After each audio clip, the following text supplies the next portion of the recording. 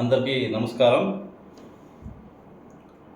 ఈరోజు జరిగిన ఆంధ్రప్రదేశ్ రాష్ట్ర సార్వత్రిక ఎన్నికలలో కూటమికి సంబంధించిన టీడీపీ, జనసేన, బీజేపీ అభ్యర్థులు రాష్ట్రంలో ఉన్న అన్ని జిల్లాలు అఖండ మెజార్టీతో గెలుపొందిన కూటమి అభ్యర్థులందరికీ నా హృదయపూర్వక శుభాకాంక్షలు.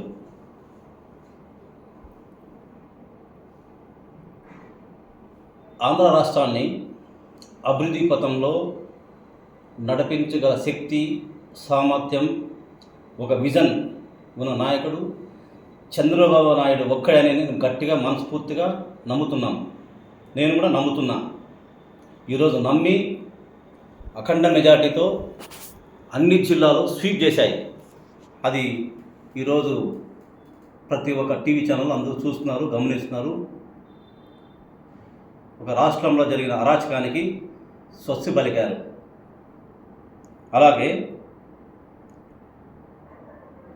రాష్ట్రంలో సంక్షేమం, అభివృద్ధి రెండు సమానంతో అమలు చేసి రాష్ట్రాన్ని అభివృద్ధి పథంలో నడిపించగల ఒక నైజం ఉన్న నాయకుడు, శక్తి ఉన్న నాయకుడు, దమ్మున్న నాయకుడు చంద్రబాబు నాయుడు.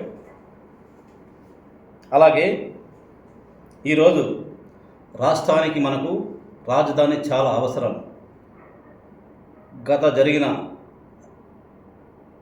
వైసీపీ ప్రభుత్వంలో రాజధాని అనే ఒక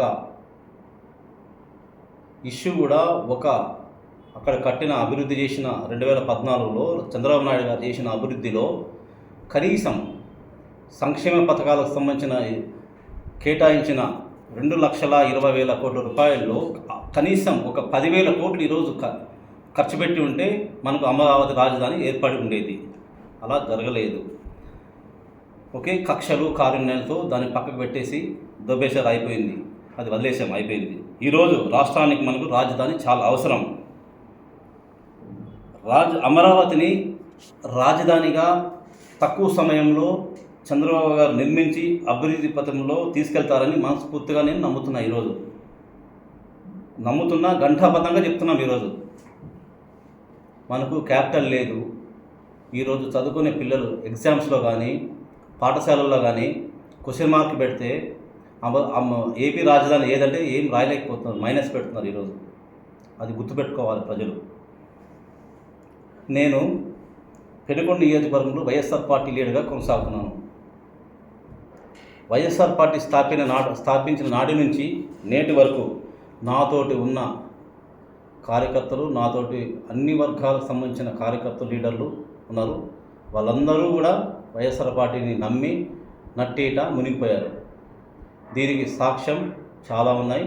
జరిగే రోజుల్లో దానికి క్లియర్ కట్గా, క్లుప్తంగా ప్రెస్లో, మీడియాలో పెట్టి క్లియర్ కట్గా తెలియజేస్తాం ఆ విషయంలో.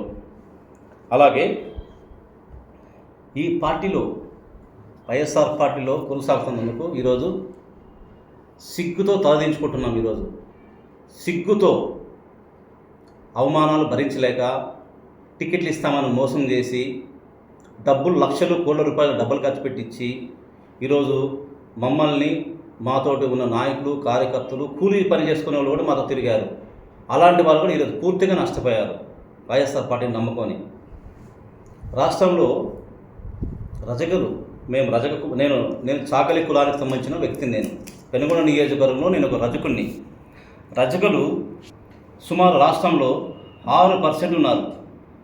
అంటే 5 కోట్ల జనాభాలో 6% అంటే దగ్గర 25 లక్షల నుంచి 30 లక్షల వరకు మా జనాభా ఉంది రాష్ట్రంలో. అంటే రజకులు ఈరోజు 6% రజకులు ఉంటే ఈ పార్టీలో కనీసం ఒక్క సీటు కూడా మాకు రజకులకి కేటాయించకుండా మమ్మల్ని అవమానించి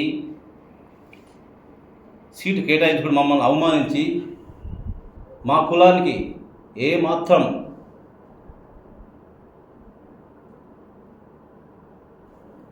సహాయం చేయకపోవడము చాలా దుర్మార్గం, అవమానకరం. అలాగే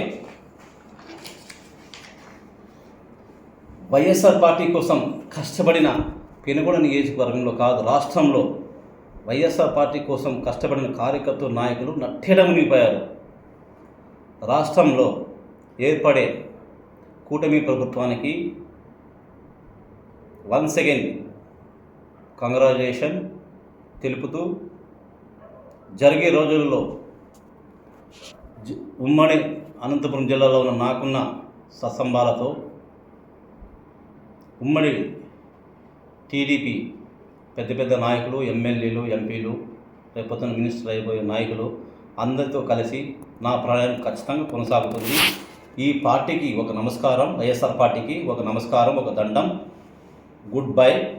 అలాగే పెనుగొండ నియోజకవర్గంలో మా సిస్టర్ అయినటువంటి సవితమ్మ ఎమ్మెల్యే అభ్యర్థిగా భారీ మెజార్టీతో ఈరోజు గెలిచింది. అలాగే మాకు అన్నతో సమానమైన ఎంపీ పార్థసారథి గారు ఈరోజు 1,00,000 పైచిలకు మెజార్టీతో గెలిచారు. పార్థసారథిని కూడా వన్స్ అగైన్ కంగ్రాచులేషన్. మరియు ఉమ్మడి అనంతపురం జిల్లాలో ఉన్న నన్ను అభిమానించే నాయకులు చాలామంది ఉన్నారు.